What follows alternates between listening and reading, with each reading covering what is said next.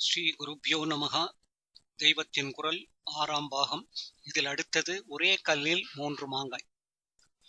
தமிழ் தேசத்தில் பூர்வ காலத்தில் ஆரியக்கூத்து இப்படி சமஸ்கிருதம் தமிழ் இரண்டையும் இணைத்து தருவதாக இருந்திருக்கலாம். இப்போது ஒன்றிடம் மட்டும் அதிப்பிரியம், மற்றதிடம் தீவிர துவேஷம் என்று இருக்கிற துர்பாக்கிய ஸ்திதியில் அந்த ஆரியக்கூத்தை யாராவது ரிவைவ் பண்ண மாட்டார்களா என்றிருக்கிறது. டான்ஸ் டிராமா, அதுவும் கதகளி மாதிரி நூதன வேஷத்தில் என்றால் நிச்சயமாக ஜனங்களை ஆகர்ஷிக்கும்.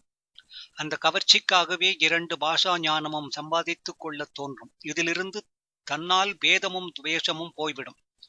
டிராமாவின் கதையும் கண்ணா பின்னா சோசியல் சீம்களாக இல்லாமல் தெய்வபரமாக இருப்பதால் ஆத்மாவை உசத்திக் கொள்ளவும் உபாயமாயிருக்கும். நல்ல கலை அழகோடு பொழுதுபோக்குக்கு பொழுதுபோக்கு, தெய்வபரமான சிந்தனை, பாஷை பிணக்கு போவது, இப்படி ஒரே கல்லில் 2 இல்லை 3 மாங்காய்.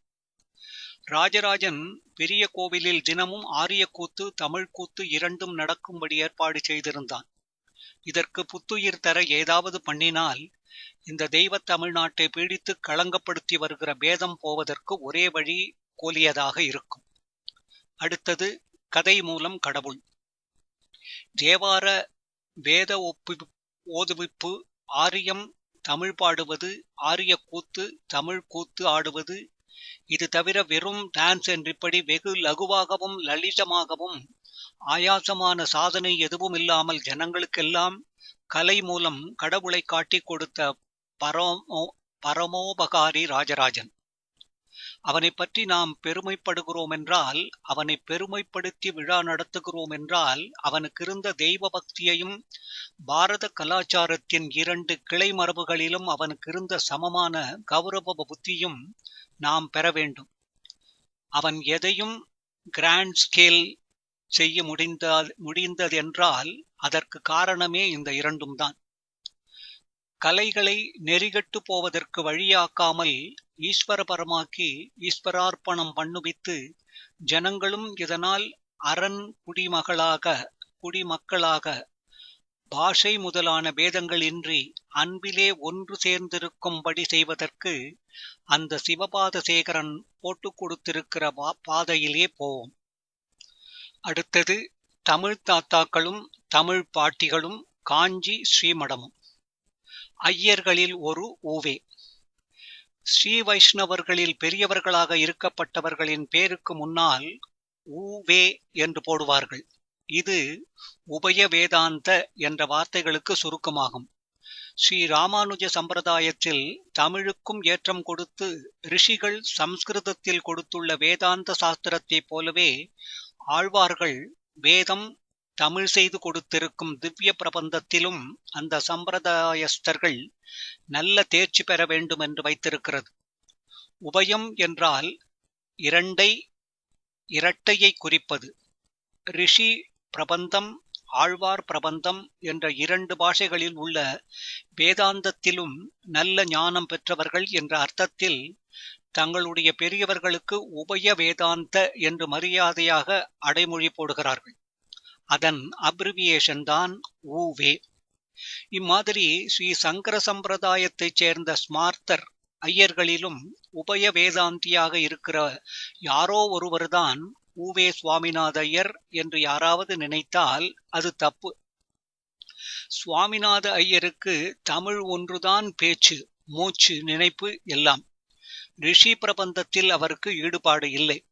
தமிழிலும் கூட அந்த பாஷைக்காகவே பொதுப்படையான அதன் இலக்கியத்துக்காகவே இதயத்தை கொடுத்தவரே தவிர ஆழ்வார் பிரபந்தத்தில் தனிப்பட்ட பிடிமானம் கொண்டவர் இல்லை. பக்தி என்று வரும்போதும் பரம சாம்பவராகவே சிவபக்தராகவே இருந்தார்.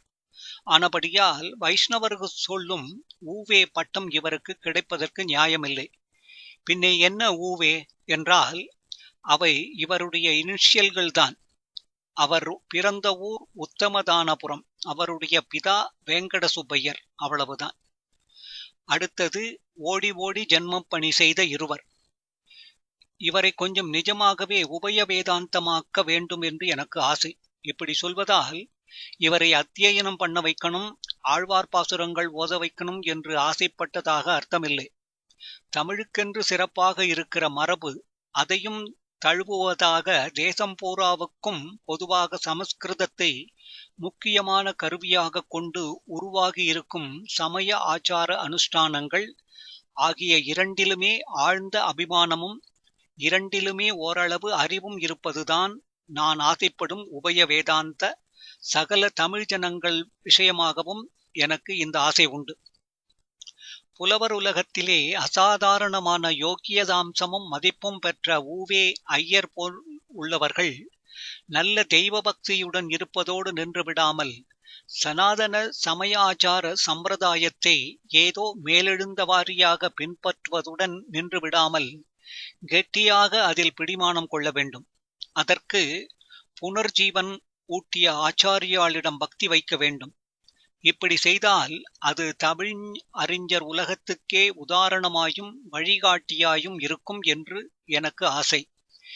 ஏனென்றால் எப்படி ஆதியில் தமிழுலகம் முழுவதும் ஒரு பாட்டியை பின்தொடர்ந்தே போயிற்றோ, அவ்வை பாட்டிதான் சொல்கிறேன், அப்படி இந்த நூற்றாண்டில் தமிழ் புலவர் உலகம் ஒருவர் பின்னால் போயிற்று என்றால் அது தமிழ் தாத்தா என்றே போற்றப்பட்ட சுவாமிநாத ஐயரைத்தான்.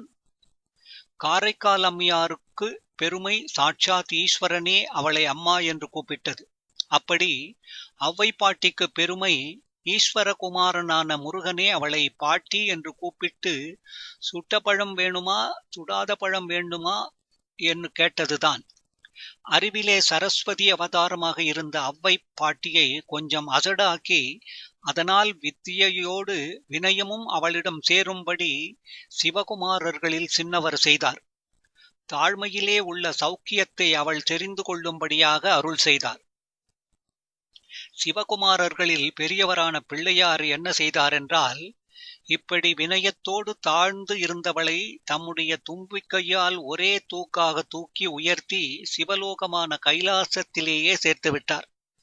சாதாரணமாக ஒரு பேரப்பிள்ளை பாட்டியை கையை பிடித்து வண்டியிலே ரயிலிலே ஏற்றி இறக்கி ஊருக்கு அழைத்து கொண்டு போகும் என்றால், அவ்வை பாட்டியை பிள்ளையார் குழந்தை இந்த உலகத்திலிருந்தே பரலோகத்துக்கு கொண்டு சேர்த்து விட்டது.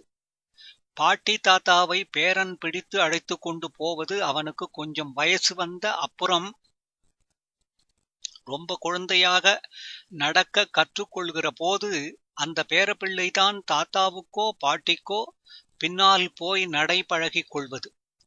கைத்தடி வைத்து கொண்டு போகிற கிழங்களின் ஸ்பீடைத்தான் நடைவண்டி தள்ளி கொண்டு போகும் குழந்தை பின்பற்ற முடியும். ஆனால் அன்றைக்கு தமிழ் பாட்டி அவ்வைக்கு பின்னாலும் இன்றைக்கு தமிழ் தாத்தா சுவாமிநாதையருக்கு பின்னாலும் தமிழ் உலகம் போயிற்று என்றாலும் அவர்கள் தங்களுடைய பணியிலே காட்டிய ஸ்பீடை யாரும் பின்பற்ற முடியாது.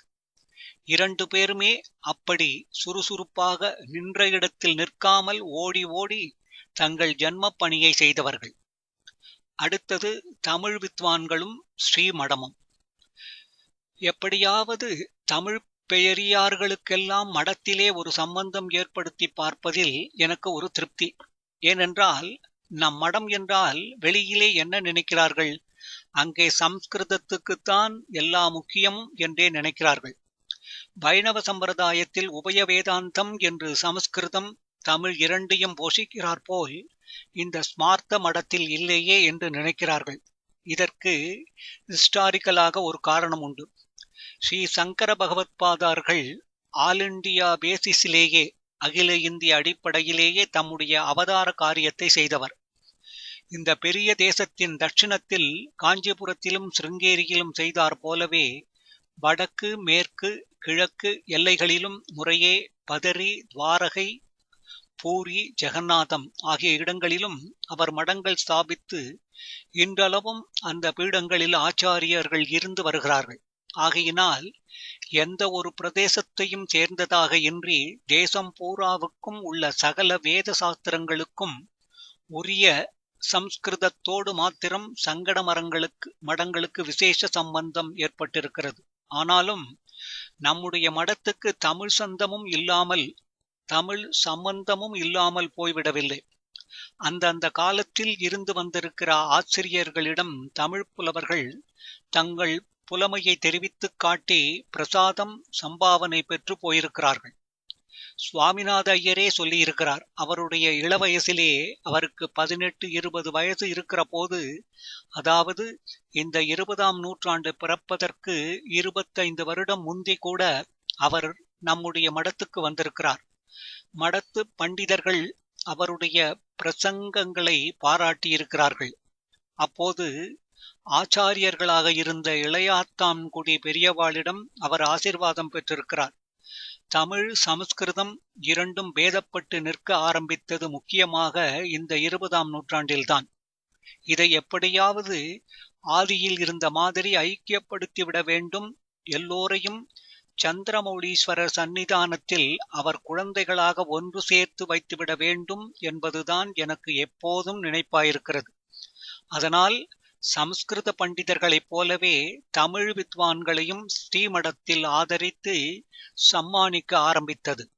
இந்த ரீதியிலேதான் சுவாமிநாதனையும் மடத்தின் பக்கம் வரப்பண்ணி தத்வாரா, அதன் மூலம் தமிழுலகத்துக்கு வைதிக ஆச்சாரங்களில் அபிமானம் வளர்வதற்கு சகாயம் செய்ய நினைத்தது.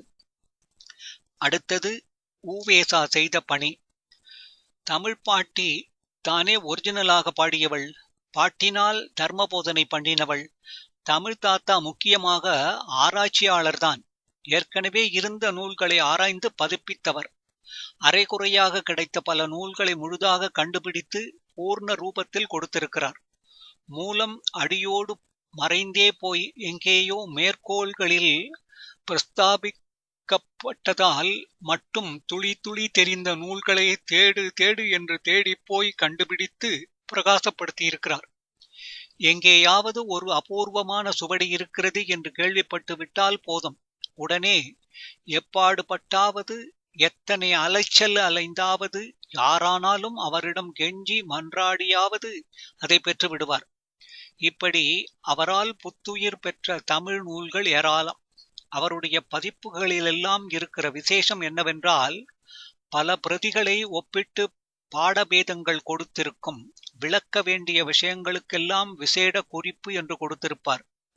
பழைய உரைகளில் தமக்கு புரியாத மேல்கோள்களை தனியாக விளங்கா மேற்கோள் அகராதி என்று கொடுத்திருப்பார்.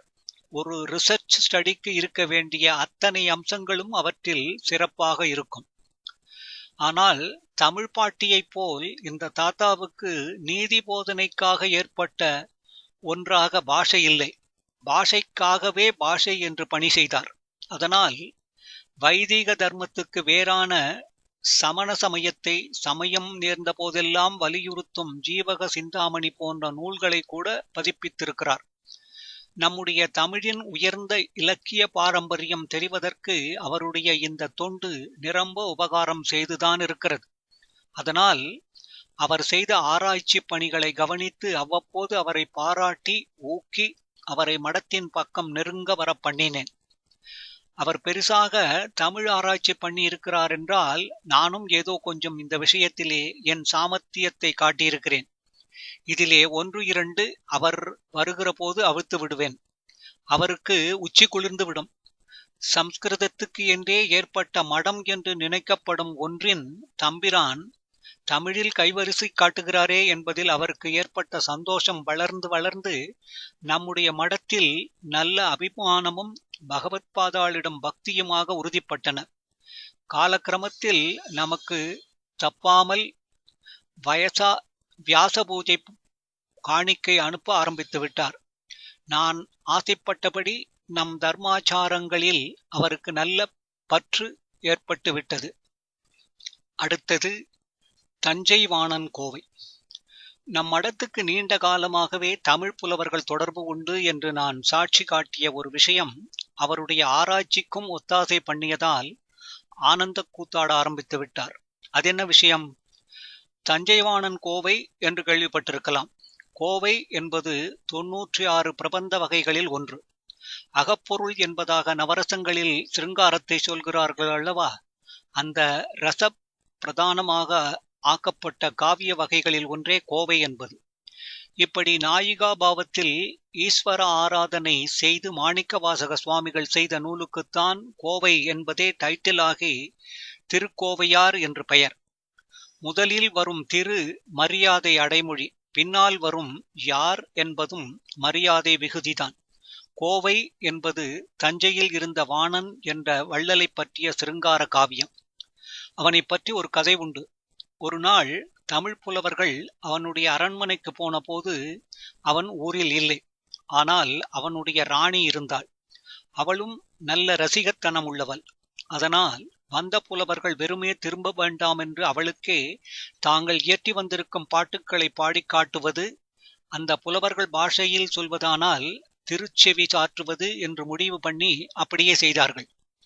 இவளையும் ஒரு தமிழ் பாட்டி என்று சொல்லிவிடலாம். எப்படி என்றால், வயசிலே இவள் பாட்டி இல்லை, யௌவன பிராயத்தில் இருந்தவள்தான். ஆனால் பாட்டுக்களை புலவர்களிடமிருந்து பெற்றவள் அல்லவா, அதனால் பாட்டி என்று சொல்லலாம்.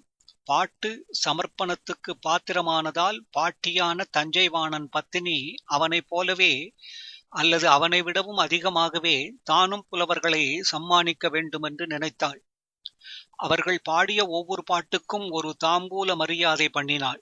ஒவ்வொரு தாம்பூலத்திலும் சாதாரண தேங்காய்க்கு பதில் தங்கத்தாலான ஒரு தேங்காயை வைத்து கொடுத்தாள்.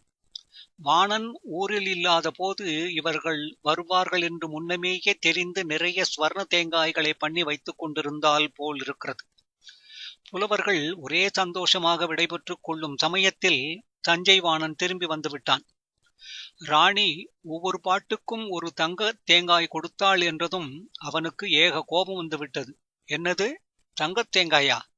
எதற்கு என்ன மதிப்பு கொடுக்கலாம் என்பதில் எப்படியா வியவஸ்தை கட்டு பண்ணுவது என்று அவளை ரொம்பவும் கோபித்துக் கொண்டு விட்டு புலவர்களை பார்த்தான்.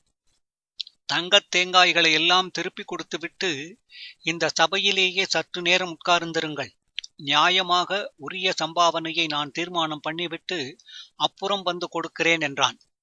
ராணிக்கு ஈயாடவில்லை. புலவர்களுக்கும் ரொம்ப ஏமாற்றமாயிற்று. ஆனாலும் வேறு வழியில்லாமல் தேங்காய்களை வாணனிடம் திருப்பி கொடுத்தார்கள். அவன் அரண்மனைக்கு உள்ளே போய்விட்டான். சபா மண்டபத்தில் அவனுக்காக காத்து கொண்டிருந்த புலவர்கள் கொடைவள்ளல்களாகவும் மரியாதை பண்பில் மிக்கவனாகவும் இருந்தவன் என்ன இப்படி அடியோடு மாறி நம்மை இத்தனை நேரம் காக்க வைக்கிறானே என்று அலுப்படைந்தார்கள். வாணன் ராணி சகிதம் திரும்பி வந்தான். புலவர்களுக்கு சம்பாவனை பண்ணினான். என்ன சம்பாவனை என்றால், அந்த தங்கத் தேங்காய் ஒவ்வொன்றிலும் 3 கண்களுக்கு பதில் விலை மதிக்க முடியாத 3 ரத்தினங்கள் பதித்து கொடுத்தான். வெறும் தேங்காய் கொடுக்காமல் தங்கத் தேங்காயாக ராணி தந்தாள் என்றால், வெறும் தங்கத் தேங்காயா தருவது என்று கோபமடைந்து ரத்தினங்கள் பதிப்பித்து கொடுத்தான் அந்த வள்ளல். இவனுடைய ராணி பாட்டி என்றால் இவனும் தமிழுக்கு அள்ளி கொடுத்த தாதா, ஆதலால் தமிழ் தாத்தாதான். இந்த தஞ்சைவாணனை பற்றி சுவாமிநாதையர் ஒரு ஆராய்ச்சி செய்திருந்தார். அதாவது, அவன் ஆட்சி நடத்திய தஞ்சை சோழ தேசத்தில் உள்ள தஞ்சாவூர் இல்லை என்றும் பாண்டிய நாட்டில் உள்ள தஞ்சாவூர்தான் என்றும் பல காரணங்கள் காட்டி அவர் முடிவு செய்திருந்தார். மதுரையிலிருந்து மானாமதுரை போகும் ரயில்வே ஸ்டேஷனில் திருப்பாச்சேத்தி என்று ஒரு ஸ்டேஷன் இருக்கிறது. அதற்கு 1 மைல் தெற்கே போனால் வருவது இந்த தஞ்சாவூர். அடுத்தது ஸ்ரீமடத்தின் சாட்சி. தஞ்சாவூர்தான் வாணன் ஊர் என்பதற்கு ஆதரவாய் நம் மடமும் ஒரு சாட்சி தருகிறது என்று அவரிடம் நான் சொன்னவுடன் அவருக்கு ரொம்பவும் ஆவலும் ஆனந்தமும் உண்டாகிவிட்டன. மடத்தின் 63வது ஆச்சாரியலான 4வது மகாதேவேந்திர சரஸ்வதி சுவாமிகள் 1783 பீடமேறி சில மாசங்கள் சிவகங்கை ராஜா விஜய ரகுநாத பெரிய உடையார் மடத்துக்கு ஒரு கிராமத்தை அர்ப்பணம் பண்ணியிருக்கிறார். அந்த தான சாசனம் மடத்தில் இருக்கிறது. அந்த கிராமம் இந்த தஞ்சாவூரை தொட்டுக்கொண்டு அதன் தெற்கு பாகத்தில் இருக்கிறது. அதன் பெயர் புலவச்சேரி. புலவர் சேரி என்பதுதான் புலவச்சேரி என்று ஆகியிருக்கிறது. அநேக புலவர்கள் வாழ்ந்த அல்லது அடிக்கடி வந்து தங்கியிருந்த இடமாக இது இருந்திருக்க வேண்டும் என்பது என் ஊகம். நீங்கள் தஞ்சாவூர்தான் புலவர்களை கொண்டாடிய வாணனின் ஊர் என்று காட்டியிருப்பதாக தெரிந்தவுடன் நான் ஊகித்த விஷயம் நிச்சயப்பட்டே விட்டது. அவனுடைய காலத்தில் எப்போது பார்த்தாலும் மொய்த்துக் கொண்டிருந்த புலவர்கள் தங்கியிருந்ததால்தான் இந்த கிராமத்திற்கு புலவர் சேரி என்று பேர் ஏற்பட்டிருக்கிறது என்று புரிந்து கொண்டேன் என்று சொன்னேன். இதை கேட்ட ஐயர் பழைய சுவடி ஒன்றை கண்டுபிடித்தால் எப்படி பரவசம் அடைவாரோ அப்படி களிக்கூத்தாடினார். அநேகமாக எல்லோரும் சோழ தேச தஞ்சை என்று நினைத்ததை பாண்டிய நாட்டு ஊர் என்று காட்டிய மாதிரியே இன்னொரு ஊர் விஷயமாகவும் அவர் ஆராய்ச்சி பண்ணி முடிவு வெளியிட்டு இருக்கிறார். இதிலேயும் என் துக்குநூண்டு ரிசர்ச் சேர்ந்திருக்கிறது.